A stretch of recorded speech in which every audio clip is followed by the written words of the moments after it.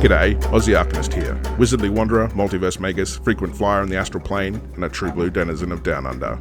I make videos about all things arcane, archaic, and artifactual. I will impart to you the lore, legends, and lessons from countless expeditions across the many worlds. You want to know how to fight a magical monster from the Forgotten Realms? Perhaps avoid a sinister Sith's Force Lightning, or, as the case may be for this video, surviving an encounter with the dreaded Drop Bear. No worries, this Antipodean Archwizard is here to help. Now let's get into it. If you've ever found yourself in Australia, tooling about the Never Never, maybe doing a spot of camping among the gum trees, hopefully when they aren't on bloody fire, inevitably some wally of a bushy tour guide has tried to warn you about drop bears. If they're a bit of a larrikin and could spin a good yarn, you probably spent some hours in the night spitting out your midnight Milo in reaction to every noise in the scrub. But pretty soon you probably twigged to the fact that somebody may have been taking the piss, because it was just a bloody possum or at worst a tree snake and not the infamous drop bear. Now you're wondering, was this all a bit of a furphy? The official answer is that drop bears don't exist, but that's what the pollies want you to think. Scared of losing those important tourism dollars, they want you to feel safe. And when do Aussie politicians lie, right? Generally only when the bastards have breath to make words. Crikey, of course drop bears bloody exist. We gave them a scientific designation, Thylactos plummetus. Of course, what most don't know is that, like many cryptids of Earth, they actually have a magical influence in their pedigree. It could have been an aberrant rift from another dimension, alien experimentation, or some ancient arcaneer like myself tinkering with the natural order. Whatever the cause, the drop bear is most certainly unnatural. So, realm wanderers are often tasked with containing such cryptid curio creatures. I can't count the amount of times I've modified the memory of a timid, trembling tourist, or a sanity-stripped sightseer, just so they'd forget the dread of merely meeting a soul-sucking stare of a drop bear.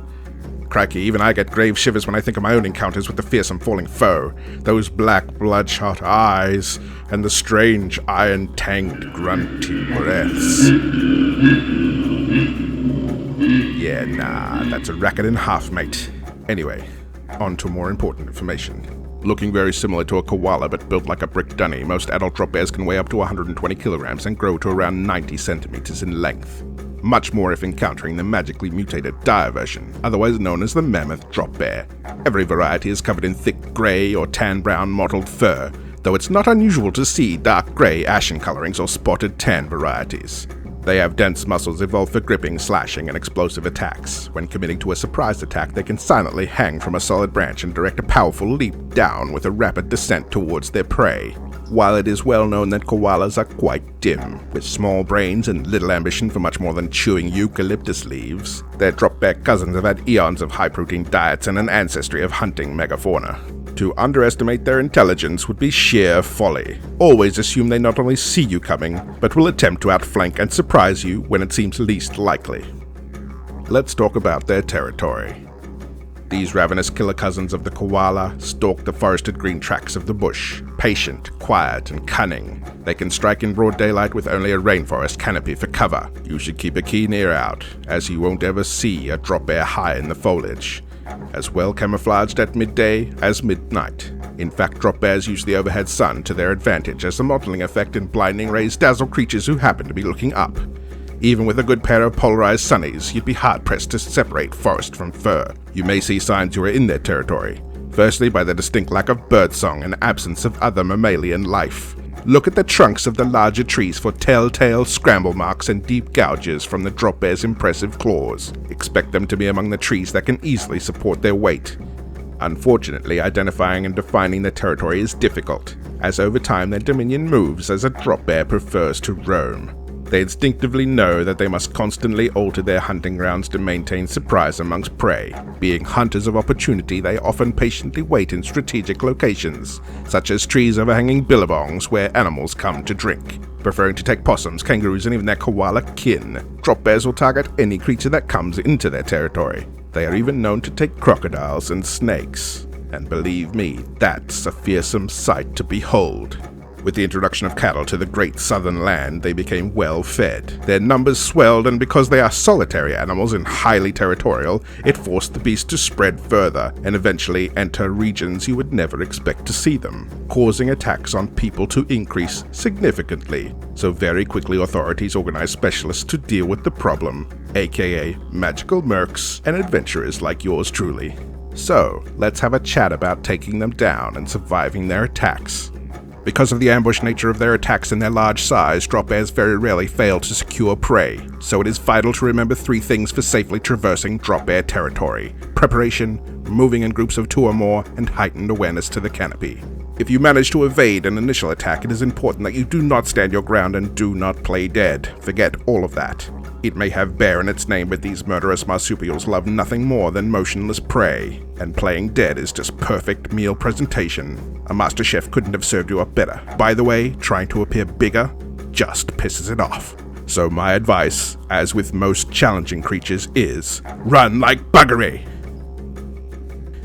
Due to their long claws designed primarily for tree climbing and a dense muscle mass evolved for ripping carcasses apart, their speed is severely lacking across the ground. Make every attempt to put distance between you and the beast, using uneven terrain to your advantage.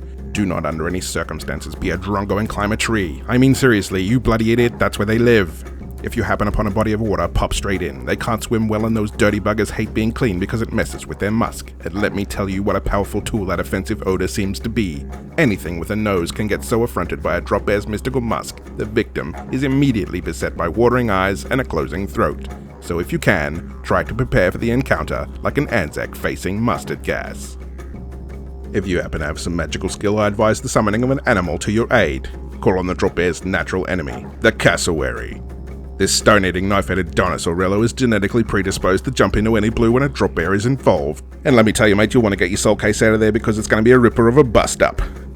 In any event, anything that works on an owlbear will have high effectiveness on a drop bear.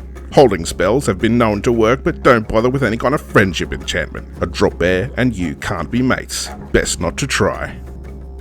Should you be looking to challenge your martial prowess and enter a fight with a drop bear because you need their bits and pieces for alchemical components, or more likely you're a mad bastard, you must understand 2 things. Drop bears will never quit, and they have grappling game that would make a wrestler brick their trachydacks. If you're going old school or are visiting Australia from a low-tech or magical realm, I recommend good half-plate armor for its resistances to mobility balance. I also recommend a weapon with reach such as a pike, lance, or most effective of all, a trusty spear. And probably a change of undies because the furious furry fiend will be on you like a seagull on a chip. But if you're not a sword and board type and you'd like a modern approach, get a set of night vision goggles, a rifle, and you better bloody understand you're better off waiting for when this cunningly cagey cutthroat is fast asleep. Don't feel bad for such a seemingly sly strategy. A drop bear wouldn't second guess taking you out while you took a kip in your swag. Those of you from a high-tech dimension should have no worries at all. Just remember not to rely on your tracking software and use your Mark 1 eyeballs occasionally. The cheeky blighters read as koalas sometimes, and cute versus cruel is not a motion detector setting. Drop bears are quite accustomed to defending their territory against others of their kind. They'll meet each other in the canopy of larger trees for a lofty lashing that can only end when one dies, quite often ending with a strategic gutting and one final drop to the loser's death.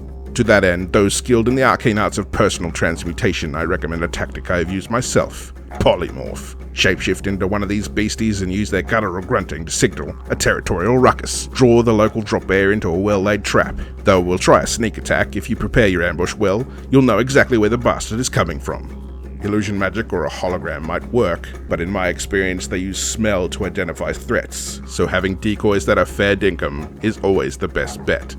If you manage to finally corner this capricious carnivore, always go for its soft spots, the eyes and the ever-gaping maw if possible, though a successful head strike may be hard to achieve, so I do recommend aiming into the armpit and right into the lungs between the ribs. Attacks to their back are made more difficult due to their thicker hides and matted fur, and their bones are far thicker and stronger than you may expect, as they have evolved to fall from great heights and land directly on their prey. Though my trade is with magical munitions, I have heard mundane hunters have success with ammunition calibers that would take down a large deer or black bear. A well-aimed longbow broadhead arrow from mid-range will of course adequately do the job, but do not expect a high degree of pass-through from any ranged projectile. As mentioned, the thick hide combined with dense muscles and bone make a bleed-out unlikely.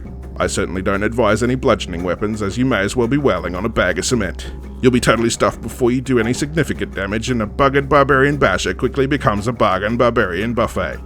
Speaking of acquired tastes, there is one tried and true method for keeping a drop bear at bay, a secret every Aussie knows: eat Vegemite. The Aussie alchemy of veritably viscous vegetable spread somehow creates the antidote, a countermusk, propagating through the ether like a personal shield. So give it a go, it's worth a try, at least for some. To conclude, regardless of your arcane skill or technological know-how, your best option for surviving a drop bear is simply don't tangle with the terror of the treetops. Thylactos plummetus is serious business. But if you must brave the Aussie bush, stay vigilant, because there is more than just the drop bear to be wary of.